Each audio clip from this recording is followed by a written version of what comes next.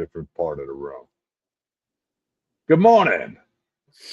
Welcome, everybody, to Sports Shorts Daily. Ronnie Rantz, TK, Tommy Krysan. Good morning to everyone here. Tommy joining us at an undisclosed location. Presented. Who are we? Court Street or are we Tremonti's? What'd you say, TK? I'm at Court Street Cafe. I'm just in a different part of Court Street because they had a big group eating breakfast this morning. But I am at Court Street Cafe in Port Allen. They're going to be closed this Thursday for Thanksgiving, but the rest of the week they got their regular hours. In fact, Jason told me this morning after people go shopping for Black Friday at 3 a.m., come eat breakfast at Court Street Cafe. They'll be ready for you Friday morning.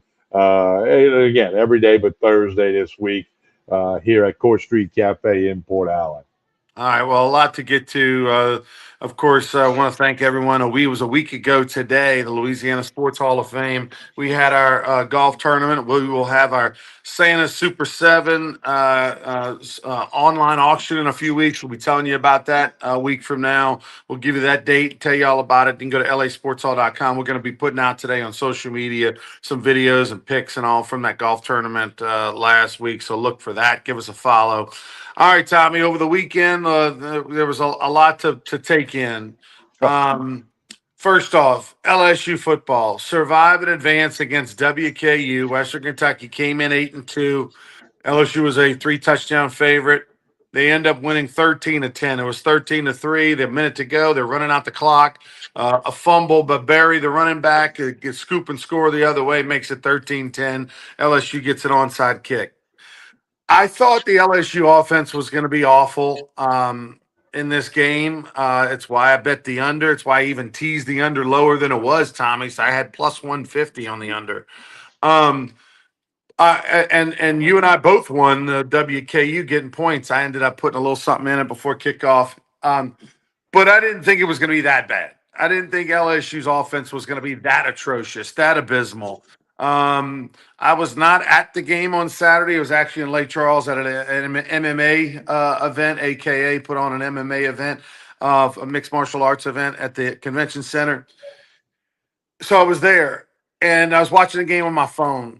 People that were at the game said it was one of the worst atmospheres they've ever been to. It was, just so apathetic. Nobody cared. Little crowd, left early, just weird feeling there. It was a senior day where Garrett Nussmeier's not dressed out in uniform. I still don't understand that, Tommy, how he's not at least dressed in uniform and is an emergency quarterback, no matter how hurt he is. And yet you had Brian Kelly's son, who was a walk-on, being honored. Brian Kelly was asked earlier in the week not to attend the game, so he obliged. He did not show up because, of course, they didn't want the distraction and the booing and all that kind of stuff. Nussmeier got a nice ovation. Brian Kelly's son, not mixed, nobody booed, but nobody really went crazy either. It just was a weird feeling, Tommy, in the building from all reports. Beautiful day, though. And LSU won. Now, important that they won. It would have been a bigger story had they lost. They got to the 7 wins, but it was so gross. I think Lane Kiffin, if it's to be believed that he's going to be the next coach, which are all the rumors, all the reports, everything is pointing in that direction, which means it probably won't be, right? But if everything is to be believed, I think Lane Kiffin just earned himself a raise on Saturday when LSU scored 13 points against Western Kentucky. I think he just made an extra $1 million on his contract because the offense was so bad. Well, I do think he's going to be the coach. I don't know that. I think that he will be named coach Saturday or Sunday. Ole Miss plays in Starkville against Mississippi State, the Egg Bowl, Friday morning. That's an 11 o'clock kick. So something crazy could even be announced Friday night. I don't know. But, Ronnie, I had a friend that was out there tailgating Friday and Saturday with his RV, said the place was empty, just no enthusiasm, no life. And then I did talk to somebody who went to the game and said it was ho-hum. I mean, it was just like, oh, well. Oh, yeah, by the way, it's the last home game. Yeah, we're going to go for a little bit. And then by the midway through the third quarter, the stadium was pretty close. It wasn't empty, but there were a lot of people that had left. So it's a win against WKU, who's a good Conference USA team and could be playing for they win this week, they play for their conference titles. So, but LSU it's just bad football team. There's no other way to put it. And we understand the whole story is part of the reason they're a bad football team. But and it doesn't look good. I don't see how they got a chance against Oklahoma Saturday. Speaking of Oklahoma Saturday, have you ever seen an LSU football game with an over under 38 and a half? I'm assuming maybe the game of the century in 2011 had a low over under in that one. Remember, it finished 9-6. I'd have to go back and look. It's just not many of them jumping out at me where the over under in an LSU football game is under 40. I mean, it's college football. I mean, yeah, but LSU, other than against Southeastern, who we'll talk about in a little bit, who's in the playoffs, they haven't scored 25 points in the game, other than against the Lions of Southeastern. And Southeastern's a decent team. They're going to be in the playoffs, as we talked about. But this LSU football team just stinks. I mean, I don't know. You could use a lot of words. Stinks is one of them. They're just not a good football team by any stretch. Imagine if Baker hadn't come from Missouri and fixed the defense and all that. You know what I mean? Well, then the over and under would be higher because LSU be allowing points. My goodness. Yeah. So the over under 38 and a half. I'm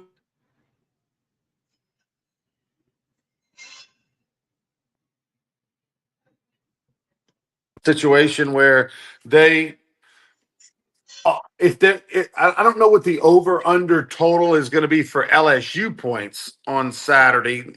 My guess is the over under on LSU points on Saturday is probably like 17, maybe four, maybe less, something like that. Let me see if I can find that.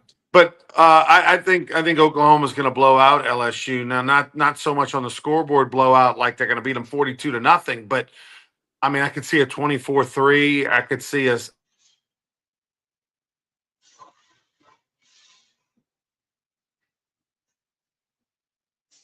In this one. LSU over and under is 13 and a half. The LSU over under is 13 and a half. Yeah, for LSU total points in the game. I think you bet under 13 and a half because they might get to 13. I don't see them getting to 14. Even with the old famous cheap touchdown or the scoop and score, you get a short field, whatever. Yeah, I mean, the Oklahoma is really good on defense. They're really good at home. Their offense is not elite at all, and LSU's defense is, So yeah, I'm like, I mean, that's crazy to think 38 and a half, and I really kind of like the under, but I would do it. I mean, think about it, 24-14, it's still the under, 24-14, and you still what, but I mean, LSU's going to finish 7-5, Tommy, and I think we said that before this. I said that early in the season that I predicted LSU go 9-3 before the year, but when we saw what they were, we saw Clemson wasn't as good, and we saw them start to show kinks in the armor. We said they're probably going to land 7-5, 8-4 at best, and that's where they're at. I mean, it's crazy to think this team was. Are we going to host a playoff game? I mean, like this Heisman Trophy, Garrett Nussmeier, and just in a matter of about 2.5 months, Tommy, that it's think where we were the first week of the season. They go ahead and they beat Clemson, and the whole country, not just you and I and the local people, the whole country had LSU. Well, they might be the best team in the country. LSU going to win this, in Atlanta. I mean, how quickly the train went off the track. It's amazing how it happens. Well, just you're ask right. Penn State. Yeah, you're right. The day after they beat Clemson on the road, I mean, Nussmeier's going to win the Heisman. They're going to be in Atlanta. They're going to be in the playoff. Might host a playoff game. Might be seeded. And then now they're over and under against Oklahoma for LSU points is 13 and a half, and they're 10.5 point dogs. They've never played in Norman in football, so. That's kind of cool. I think there'll be some LSU fans that'll go just because of that. Or if they were going to go, now they won't go. I don't know. If you were a stock on September the 7th and you had $1,000 and you could put it on one of two stocks, you could put it on the Garrett Nussmeier stock or you could put it on the Arch Manning stock. Which would you have bought? Well, everyone would have done Garrett Nussmeier. Everybody was talking about the demise of Arch Manning. Oh my gosh, the name on the back is the only reason he's in college. He shouldn't even be in Texas. He should be playing at Southeastern, and blah blah blah blah blah. Arch Manning went 5, 6 touchdowns over the past weekend against Arkansas. Yeah, against Arkansas. I Doesn't repeat, matter. again, Yeah, okay, still. 6 touchdowns. Yeah. He threw one, he threw a couple, he I mean, caught a touchdown pass, Texas and is he ran like for turned a one. corner. You know. Well, yeah, but they won't be in the playoffs, so we'll see. But I mean, I'm still Right? taking the Arch Manning stock. If you're a Texas fan, you got to feel good about next year. Yeah. And if you're if you're a Garrett Nussmeier fan, how do you feel good about the pros? I mean, Garrett Nussmeier went from the Heisman favorite after the first game of the year, a guy who was always going to go first overall, top 10, of the Saints going to pick him, to like, who even wants him? Who even wants him? And look, don't even tell me, Tommy, that he's healthy, because the mechanics were horrible, and then the temper tantrums, and then here he is at the end of the year when he could be helping his team. We don't really know how hurt he is. He doesn't seem that hurt. He's surely not hurt enough to where he couldn't at least have a uniform and a helmet under the bench in case they need him, which they possibly really could. And he's given up on his team. I mean, like, I have a problem with the whole thing. I have a problem with the attitude, the giving up on your teammates, the shitty play, the bad mechanics, again, not getting better from one year to the other. The mechanics and the decision making are still like they always have been. I mean, he's always like this close to either an interception or a completion. That's how he was even last year.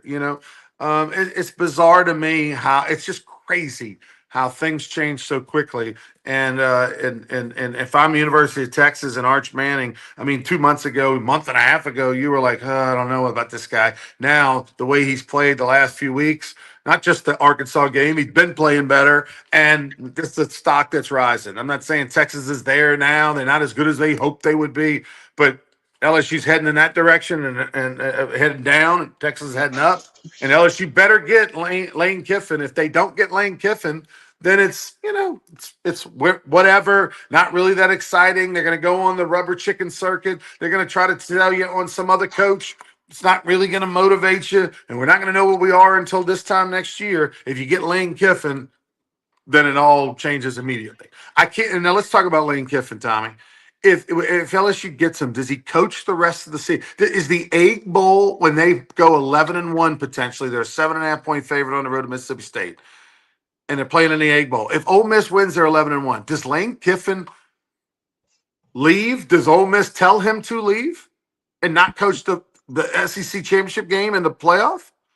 I think if he decides to go to LSU, the powers that be at Ole Miss are going to say, hey, you're not coaching anymore. You're not coaching in the playoffs. And I'm sure this week they're determining who on the staff, could be the interim head coach. They're not going to bring anybody in.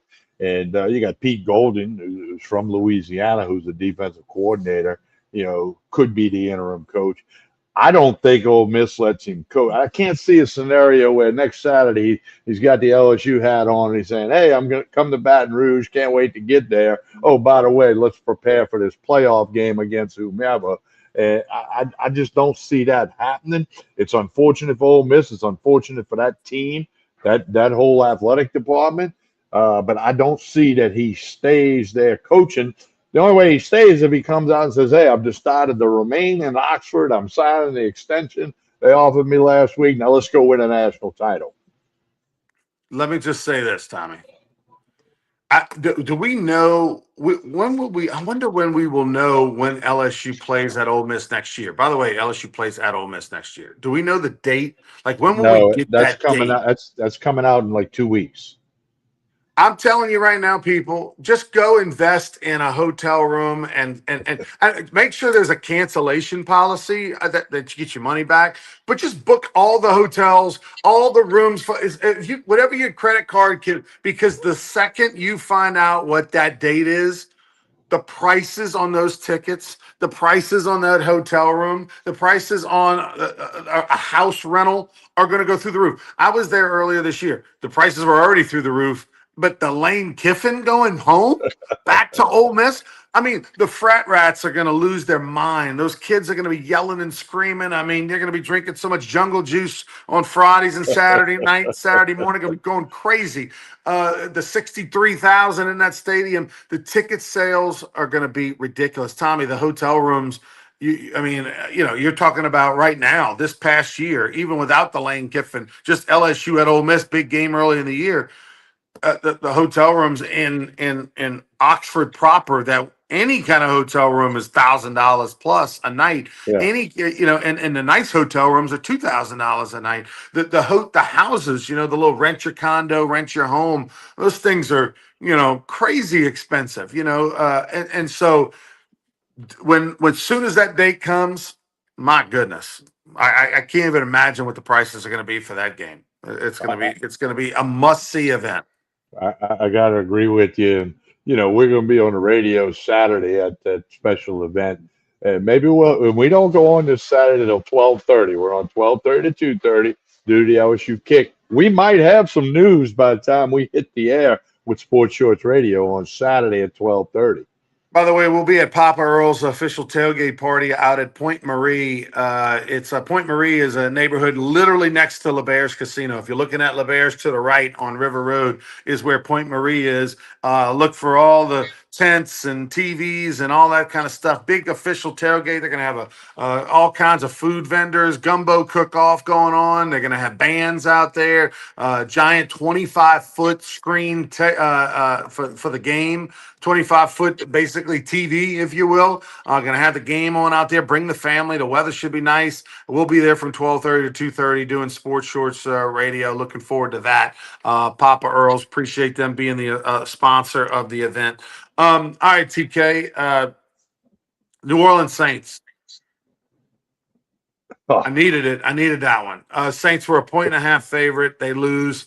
They get beat by 2 touchdowns by the Falcons. I say that because I have an over-under bet on the wins and losses on the season, and the Saints have some layups coming. They've got the Jets, who've got 2 wins. The Saints host the Jets. The Saints go on the road to a 1-win Tennessee Titans team. So those are 2 games that they probably will be favored in and are very likely to win, which I can take one. I don't want the other.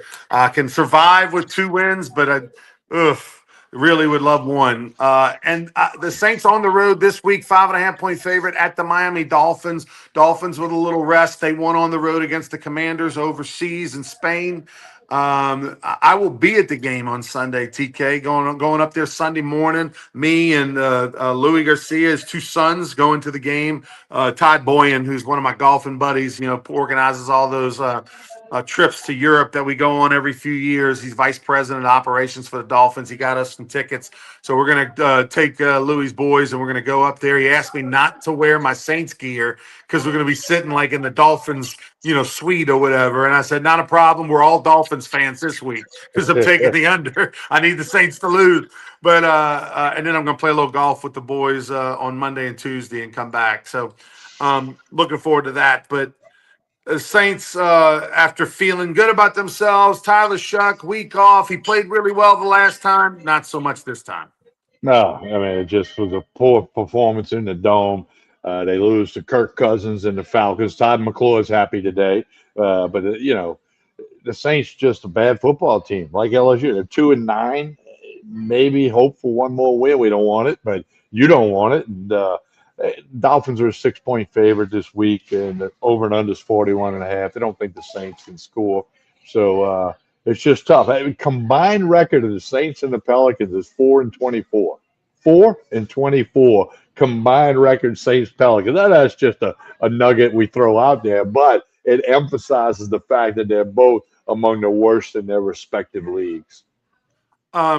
Speaking of atmospheres, I'm sure that outside of the dome playing the Falcons, and I heard there were a lot of Falcons fans at that game yesterday. Lots of Falcons fans there. Of course, the Saints and Falcons fans travel a lot back and forth between Atlanta and New Orleans, but it was a big time Falcons takeover this past weekend. By the way, your Southeastern Lions make the FCS playoff. They finished second in the Southland Conference with a 7-1 regular season record, 9-3 overall. One of those losses, of course, at LSU and Tiger Stadium. Stephen F. Austin out of Texas, they went 8-0 in the conference. And congrats to McNeese State Cowboys. They only got their fifth win of the season. It hasn't been quite the year that Coach Viator, the former head coach who's back, wanted, but I mean, it's an improvement from last year. They win 5 games this year, but more importantly, big win on the road against their rival Lamar over in Beaumont. Kept Lamar out of the conversation for the postseason. Lamar would have been 6-2. It would have been like I think 8-3 or 9-3 or whatever. Not 9-3 with their record. Would have been in conversation to maybe get into the postseason, and they did not get in the field of 32. And McNeese might have had a little something to do with that. But Southeastern hosting a playoff game at home. They don't do that very often. They're hosting a playoff game at home against Illinois State. It should be a nice weather. It's noon this Saturday with LSU on the road. You're looking for some college football. Go cheer on the Lions. If they do win that playoff game, they get the pleasure of traveling to the North Dakota State and take on the number 1 seed in the FCS. Well, Frank Selfo's done a good job at Southeastern in the years that he's been there. And, they need to pack Strawberry Stadium on Saturday, 12 noon kick. No reason not to have a big crowd. They've struggled to get crowds for lots of reasons. But, Illinois State, the Redbirds, as they're known, they're 8-4. Southeastern's 9-3. Probably going to be more than a handful of guys on the field. They're going to get a shot in an NFL camp. But Lions, home playoff game, Saturday, noon, Strawberry Stadium in Hammond, America. All right, so you got Southeastern at noon. You got LSU on the road in Norman, Oklahoma. First time that's ever happened. Those two teams have never played in Norman, Oklahoma. So that should be a pretty cool to see those colors up there. The one thing I will say also, you got some high school football action going on. But the big game is, of course, with Thanksgiving and everything this week, the big game is going to be 11 a.m. Friday, Mississippi State. Ole Miss is 7.5-point favorite. All the storylines. So tune in to watch that one. Oh, by the way, Tommy, also big day on Friday. I know we'll be on the air Friday morning, our normal time slot at 9 a.m. on Black Friday. But we also have Rougarou and Gumbo Gators season tickets going on Friday. We have some Black Friday sales. We'll tell you about it all on Wednesday. Follow us on social media. We're going to release the schedule on Wednesday. This coming Wednesday, we will have the schedule release for both those teams. All the teams in the Southland, in the Texas Louisiana League will be releasing their schedules on Wednesday. So look forward to that. I'll give you one little hint. Mark your calendar, Rougarou fans, for Thursday, June 4th. That date is one you want to remember, Thursday, June 4th. All right, Tommy, tell us about what's going on over at Court Street as we get out of here. Well, Court Street Cafe will be closed Thursday for Thanksgiving. Open regular hours the rest of the week. Breakfast, lunch, dinner. Saturday night steak night. If you hadn't checked that out, come check that out this Saturday. There's Sunday brunch, very popular, 8 a.m. to 2 p.m. In Port Allen, plenty of parking. A couple of minutes over the Mississippi River Bridge. Exit Port Allen, second red light. Court Street, take a right. Court Street Cafe. Hit them up on Facebook and Instagram. They do a great job of putting out their specials for lunch, dinner, drink specials, dinner of the week special. It's all at Court Street Cafe. Don't forget to like and share this show. We appreciate that. Whether you're watching on YouTube, Facebook, or X, it helps everybody involved. Court Street Cafe, Sports Shorts Daily, the Rougarou, the Gumbo Gators, Tremonti's. It helps everybody to do like and share this show. We're back Wednesday morning with another episode of Sports Shorts Daily. Like and share this show and tell everybody about it. It's going to be a big week. Lots of stuff coming up with the Rougarou and the Gumbo Gators and LSU football, LSU basketball. Men's team hits the road for a while. So we'll be back Wednesday morning with another episode of Sports Shorts Daily. On behalf of Ronnie Rantz, I'm Tommy Krysan. Happy Thanksgiving week to everyone.